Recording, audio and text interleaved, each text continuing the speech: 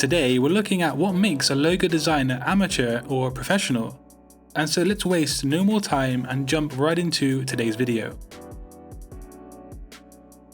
The first addition today is how tidy the logo design files are. Now what do I mean exactly by tidy or untidy logo files? Typically speaking, one hallmark of an amateur logo designer is that the logo file itself will have excess anchor points and the shapes will not be united. Also, strokes are not going to be expanded, which can cause issues when scaling the logo up or down. Not only that, but the actual logo file will not be named or labeled properly. A professional logo designer will always correctly label each logo file with the relevant name and maybe even a date as well. This not only helps the client because it's an efficient way of locating and using the file, but it also helps you, the designer, when flicking through your work files later down the line.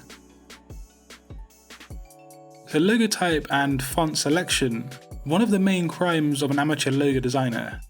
It's okay though, because we've all been there in the past, I'm pretty sure. It's a learning process.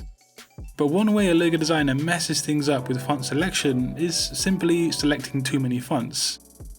This makes the logo design unfocused and appear shoddy, as well as being too busy. So try and stick to 2 fonts maximum, and a good tip is to simply use one font family.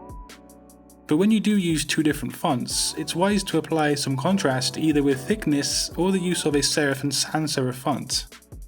Also make sure that the font relates back to the message that you want to evoke with the design. And a professional logo designer understands that the font choice is just as important as the logo mark itself.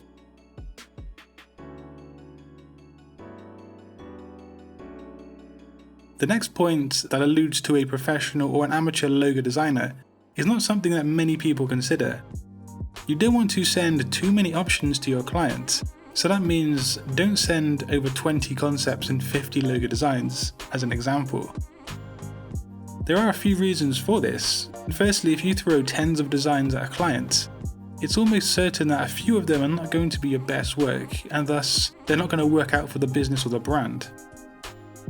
Leaving the decision up to the client is not ideal, because you are the professional, so you need to refine your choices down to 2 to 4 designs that you're very confident with. Secondly, you don't want to spend heaps of time refining 20 different designs, because you're just going to be wasting your time and also the client's time too. Now after you've gone through the process of creating many concepts, narrow them down to 2 to 4 and then work on these fully before sending any designs to the client. So are you a cliché designer? The 4th addition in today's video is the use of cliché visual aspects in a logo design. When creating concepts, we often explore the cliché options first, and in most cases they should be discarded. One easy way to tell if a logo designer is amateur is if they use the clichés over and over again.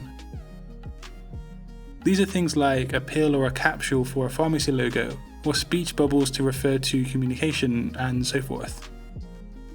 Your logo design needs to be unique and it needs to stand out, so a professional designer would always negate these clichés the majority of the time.